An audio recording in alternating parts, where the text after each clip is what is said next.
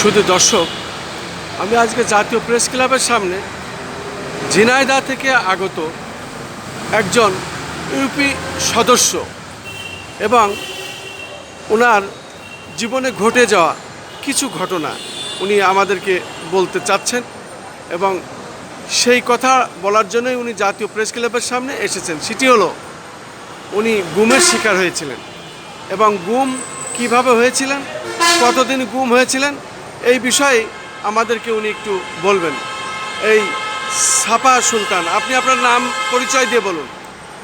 যে আমি মোহাম্মদ সাপা সুলতান, আমি ঝিনাইদহ কোটচাঁদপুর উপজেলার ৫ নম্বর এলাকা ইউনিয়ন পরিষদের ৪ নম্বর ওয়ার্ডের ইউপি সদস্য। আমি বিগত ২০১৫ সালে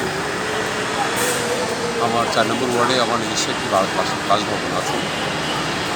আমার ২তলা বাসভবনের নিচ থেকে আমাকে এলাঙ্গি ইউনিয়ন পরিষদের চাঁদপাড়া গ্রামের কৌসার নামে, সবাই কটা কৌসার নামে চেনে, তিনি আমাকে বাসা থেকে ডেকে নিয়ে যায় যে একটু কথা আছে।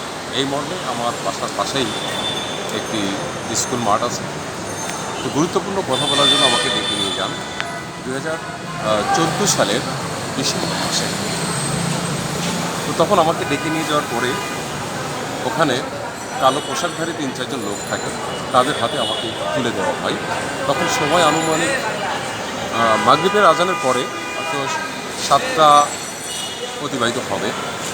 তারপরে আমার কথা বলার কোনো সুযোগ দেয় না। ওই সময় যে কালো পোশাকধারী তারা আমার মাথার উপরে কালো কাপড়কে ঢেকে আমার গলা বেঁধে আমাকে একটি গাড়িতে উঠায় নিয়ে যায়। নিয়ে যাওয়ার পরে আমাকে ওখানেই স্থানীয় একটি মাঠে, বলা হয় ওটা চাঁদপাড়ার মাঠ, ওই মাঠে আমাকে নামানো হয়। সারা রাত্রি গাড়িতে ঘুরাই রাখে। রাত 2টার সময় আমাকে ওই মাঠে নামানোর পরে কৌসার আমার সামনে উপস্থিতি হয়, এই সহ আইনশৃঙ্খলা বাহিনীর কিছু ব্যক্তি ওখানে ছিল। তারপরে আইনশৃঙ্খলা বাহিনীর একজনের নাম আমার স্পষ্ট মনে আছে। তখন কোটচাঁদপুর থানায় ছিলেন SI পদে আশিক নামে একজন পুলিশ সদস্য, আশিক, তিনি উপস্থিত ছিলেন। থাকার পরে কৌসার আমাকে বলে যে ওর নামে বিভিন্ন মামলা আছে, গাড়ি পাচারকারী, অপহরণকারী, এরকম। তো SP অর্ডার, তৎকালীন SP ছিলেন আলতাফ হোসেন, ঝিনাইদহ জেলা। তো SP সাহেবের নলেজে আছেন, SP সাহেব তোমাকে কুরাসে দেওয়ার জন্য বলেছে, আমরা এই মাঠে তোমাকে কুরাসে দেওয়া হবে। তখন আমি কান্নায় পড়ে যাই ওই রাতে। তখন হাত পায়ে ধরা শুরু করি। তখন অবশেষে আমাকে বলা হয় যে 5 লক্ষ টাকা দিলে তোমাকে কুরাস থেকে বাঁচানো সম্ভব হবে। তখন আমি বলেছিলাম যে ঠিক আছে, আমাকে তাহলে বাঁচিয়ে রাখেন, আমি আপনাদের টাকার ব্যবস্থা করতে তো সময় দিতে হবে। তখন ওখানে আমার গায়ে পর্যাপ্ত আঘাত করে তারপরে ওখান থেকে নিয়ে এসে আমাকে কোটচাঁদপুর থানার একটি কক্ষে আটকে রাখে। তারপরে আটকে রাখার পরে আমাকে 3 দিন ওখানে গুম করে রাখা হয়। এই 3 দিনে আমাদের পরিবারের থেকে ওই সময় প্রায় 3 লক্ষ টাকা কৌসারের হাতে তুলে দেওয়া হয়। তারপরে 3 দিন পরে আমাকে ওখান থেকে ছেড়ে দেওয়া হয়। ছেড়ে দেওয়ার পরে আমি ওই সময় অভিযোগ করি, তৎকালীন MP ছিলেন নবী নওয়াজ, ঝিনাইদহ 3 আসনের MP নবী নওয়াজ সাহেবকে অবগত করা হয় বিষয়টা।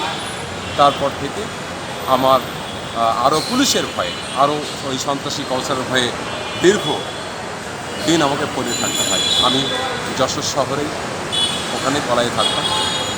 তারপরে আস্তে আস্তে আস্তে আস্তে আমার এলাকায় একটা জনপ্রিয়তা গড়ে ওঠে। তারপরে আমি 2021 সালের নভেম্বর নির্বাচন করি ইউপি সদস্য হিসেবে। সেখানে আমার এলাকার লোক আমাকে ভোটের মাধ্যম দিয়ে আমাকে বিজয়ী করেন। তারপর থেকে আমি ইউপি সদস্য হিসেবে দায়িত্ব পালন করে আসছি এবং আমি যখন যে সরকার আসে তখন সেই সরকারের সাথেই মিলে কাজ করতে চাই এবং দেশের উন্নয়নের কাজ করি এবং সামাজিক কাজ করি এবং সমাজের মানুষের পাশে দাঁড়ানোর চেষ্টা করি। এইভাবেই আমি গুমের শিকার হয়েছিলাম। হয়তো টাকার কারণে আমি সেদিন বেঁচে আসছি, নইলে হয়তো আমাকে হত্যা করে ফেলতো। তো আমি চাই এই যে হত্যার সাথে সংশ্লিষ্ট এই যে কৌসার নামে, তাদেরকে আইনের আওতায় আনা। আমার মতো অনেককেই হয়তো অপহরণ করেছে, হত্যা করেছে, গুম করেছে। আমি তার দৈজান্ত একজন প্রমাণ, যে আমি নিজেই সেই 2014 সালের ডিসেম্বরে গুম হয়েছিলাম। আর হয়তো মহান আল্লাহ পাকের ইশারায় আমি ছেড়ে দিই।